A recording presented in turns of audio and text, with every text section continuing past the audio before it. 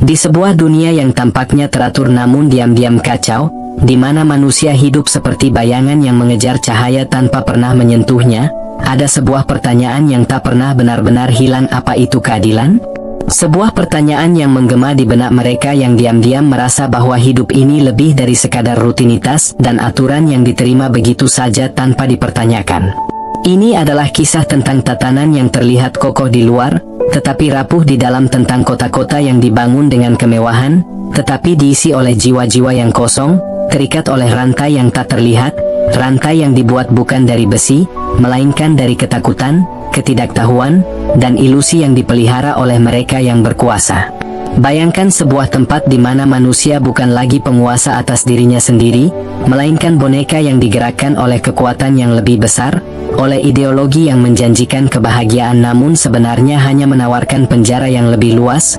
Dan di tengah semua itu, ada seseorang yang berani bertanya apakah ini kenyataan atau hanya bayangan yang dilemparkan di dinding gua?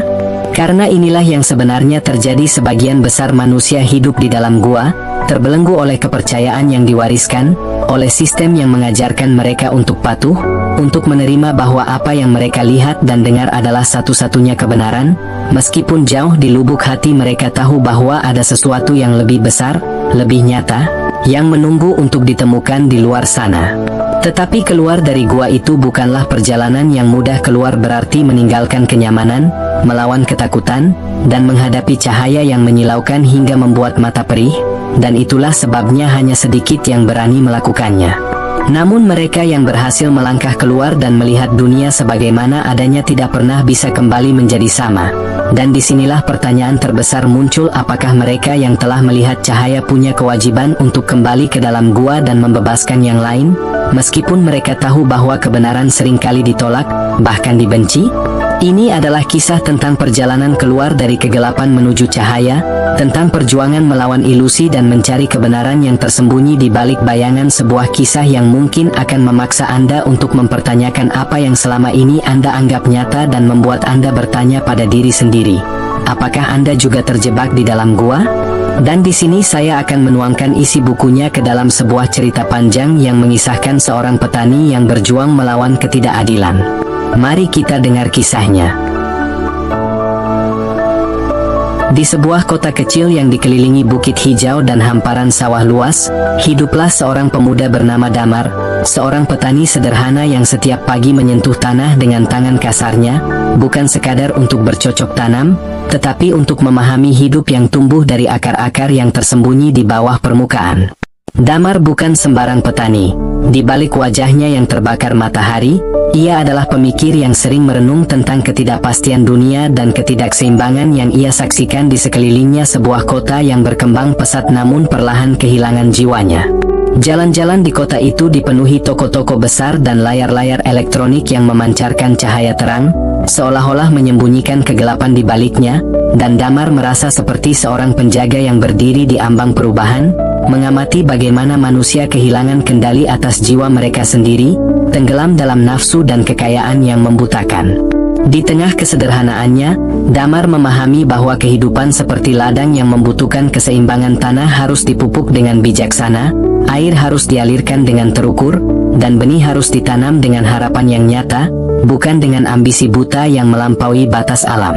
Ia sering berpikir bahwa masyarakat di kotanya telah kehilangan keadilan karena mereka mengabaikan peran-peran alami mereka. Orang-orang yang berbakat sebagai pemimpin malah diperbudak oleh sistem yang menghargai angka-angka dan status, sementara yang memiliki kebijaksanaan justru dibungkam oleh kebisingan pasar dan hiruk-pikuk politik. Setiap malam, Damar duduk di berandanya, memandang bintang-bintang yang mengingatkannya pada mitos gua yang pernah ia baca di buku-buku tua. Ia merasa bahwa kebanyakan orang di kota itu seperti penghuni gua yang terikat, hanya bisa melihat bayangan di dinding tanpa pernah berani melangkah keluar untuk menyaksikan dunia yang sesungguhnya. Tetapi Damar tahu bahwa keluar dari gua bukanlah perjalanan yang mudah. Ia sendiri telah merasakannya ketika meninggalkan sekolah dan kembali ke sawah, mengejar kehidupan yang dianggap banyak orang sebagai kemunduran, padahal baginya, itu adalah jalan menuju kebenaran yang lebih dalam. Ia percaya bahwa kehidupan yang sejati harus dipimpin oleh pemahaman tentang keseimbangan, seperti seorang filsuf raja yang memerintah bukan untuk kekuasaan, tetapi untuk kebaikan bersama. Dalam diam, Damar mulai menanam benih-benih perubahan, mengajak anak-anak muda di desanya untuk belajar tentang alam, tentang tanah yang mereka injak, tentang kehidupan yang lebih bermakna daripada sekadar mengejar uang atau kehormatan kosong. Ia mengajari mereka bahwa menjadi penjaga kehidupan bukanlah kelemahan, melainkan kekuatan yang lahir dari pengendalian diri dan keberanian menghadapi ketidakpastian, dan bahwa keadilan bukanlah tentang kesetaraan yang dangkal, melainkan tentang menemukan peran sejati dalam kehidupan dan menjalankannya dengan dedikasi penuh. Dalam kesunyian malam, Damar sering bertanya kepada dirinya sendiri, apakah ia akan mampu membawa perubahan dalam dunia yang telah terikat oleh rantai ilusi? Namun, di sanubarinya, ia tahu bahwa setiap ladang yang tandus bisa menjadi subur jika dirawat dengan kesabaran dan cinta, dan dengan keyakinan itu, Damar melangkah keesokan harinya, menyusuri pematang sawah, membawa cangkul di bahunya, dan harapan besar di hatinya. Seperti seorang filsuf yang berjuang melawan kegelapan untuk menyalakan cahaya pemahaman dalam jiwa-jiwa yang hilang. Hari-hari berlalu, dan benih-benih perubahan yang Damar tanam mulai tumbuh, membangkitkan rasa penasaran di antara para pemuda desa yang sebelumnya hanya mengenal dunia melalui layar ponsel dan hiruk-pikuk kota yang tak pernah tidur. Namun seperti cahaya kecil yang menyala di tengah kegelapan, keberanian Damar memantik api ketakutan di hati mereka yang duduk di kursi kekuasaan, para tirani yang telah lama menguasai tanah dan pikiran rakyat dengan janji-janji kosong dan ancaman halus yang membelenggu mereka dalam ketergantungan tanpa akhir. Suatu malam, ketika hujan turun deras dan langit menggelegar, Damar dipanggil ke balai desa oleh kepala desa yang diam-diam menjadi boneka bagi penguasa kaya yang menguasai lahan di sekelilingnya. Mereka menuduhnya sebagai penghasut, seseorang yang mengacaukan ketertiban dengan ide-ide yang terlalu besar untuk tempat sekecil itu. Dan di hadapan kerumunan yang diundang untuk menyaksikan pemhakiman atas dirinya, Damar berdiri sendiri, menggigil bukan karena takut, tetapi karena dingin yang merayap dari tatapan kosong orang-orang yang pernah ia ajak bicara tentang harapan, namun kini tunduk dalam diam seperti bayangan dalam gua yang terlalu takut menghadapi cahaya. Mereka membentaknya, menuduhnya menanam bibit pemberontakan dan merusak ketertiban yang telah ada selama bertahun-tahun, dan ketika Damar mencoba menjelaskan bahwa ia hanya ingin membangkitkan kesadaran, bukan menghancurkan ketenangan, suaranya ditenggelamkan oleh sorakan dan ejekan yang diatur oleh tangan-tangan tersembunyi, membuatnya merasa seperti seorang filsuf yang dilempar kembali ke dalam kegelapan setelah sekilas merasakan cahaya. Malam itu, Damar diarak ke rumahnya yang sederhana dan mendapati ladangnya diinjak-injak, tanamannya dirusak, dan alat-alat pertaniannya dihancurkan, seolah-olah dunia mencoba memaksanya menyerah, dan untuk pertama kalinya dalam hidupnya, ia merasa hancur, terduduk di tengah lumpur yang dingin dengan air mata yang jatuh tanpa suara. Bertanya-tanya apakah cahaya yang ia perjuangkan benar-benar layak jika akhirnya ia harus berjalan sendirian di lorong gelap ini.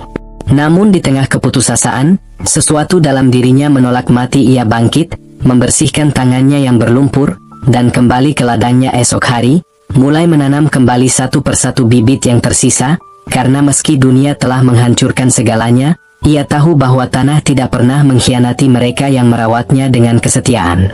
Berbulan-bulan kemudian, ketika ladangnya mulai menghijau dan orang-orang mulai melihat harapan dalam perjuangannya, tirani yang membencinya semakin ganas, mengancam akan mengambil tanahnya dengan alasan hukum yang dipalsukan, dan di saat itulah Damar tahu bahwa pertempuran ini bukan hanya tentang dirinya, melainkan tentang sesuatu yang jauh lebih besar, tentang keberanian untuk menghadapi ketidakadilan meski tahu dirinya bisa jatuh kapan saja. Akhirnya, di malam yang sunyi, dengan tubuh lelah dan luka-luka yang tak terlihat oleh mata, Damar memilih untuk pergi, meninggalkan tanah yang telah menjadi bagian dari jiwanya, bukan karena ia menyerah, tetapi karena ia tahu bahwa terkadang seorang pejuang harus melangkah mundur untuk membiarkan benih yang ia tanam tumbuh tanpa bayangan ancaman. Ia berjalan keluar dari desa dengan langkah yang berat, membawa hanya sejumput tanah di tangannya sebagai pengingat akan apa yang pernah ia perjuangkan, dan saat ia menoleh untuk terakhir kalinya, ia melihat cahaya kecil di ladangnya, sebuah cahaya lentera yang dibawa oleh seorang anak muda yang pernah ia ajari. Berdiri di tengah sawah dengan keyakinan yang sama seperti yang pernah ia miliki, dan meski air mata mengalir di wajah Damar, ia tersenyum, karena ia tahu bahwa meski dirinya hilang, benih perjuangan yang ia tanam akan terus tumbuh, membawa cahaya ke dalam kegelapan yang telah terlalu lama berkuasa.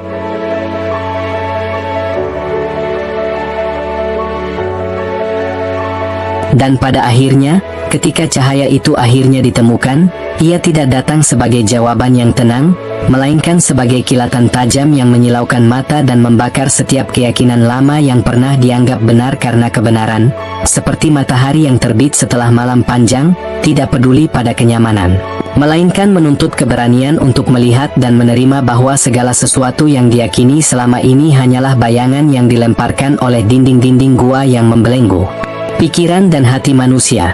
Namun inilah dilema terbesar yang harus dihadapi mereka yang telah menemukan cahaya. Apakah mereka akan tinggal di bawah sinarnya, merasakan kebebasan yang baru mereka pahami, ataukah mereka akan kembali ke dalam gua untuk membebaskan yang lain, meskipun mereka tahu bahwa kata-kata mereka mungkin akan ditolak, dicemooh, bahkan dianggap berbahaya oleh mereka yang lebih memilih tinggal dalam kegelapan karena cahaya terlalu menyakitkan bagi mata yang telah lama terbiasa dengan bayangan?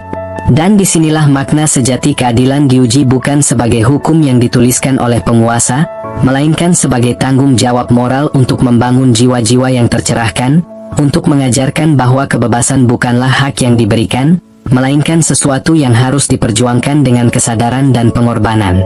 Karena dunia yang lebih baik tidak dibangun oleh mereka yang hanya menerima keadaan, melainkan oleh mereka yang berani mempertanyakan, melawan, dan membangun kembali dengan keyakinan bahwa cahaya itu ada untuk semua orang, bukan hanya untuk segelintir yang berkuasa.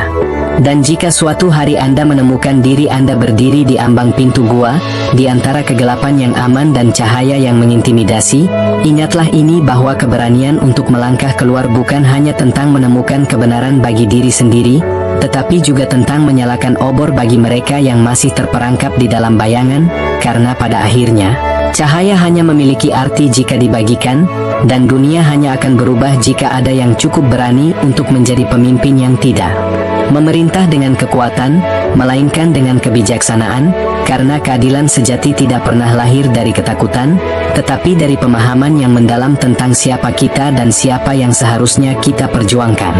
Jika Anda merasa terinspirasi oleh pembahasan mendalam ini dan ingin terus memperkaya wawasan intelektual serta pemahaman filosofis Anda, saya mengundang Anda untuk berlangganan kanal ini.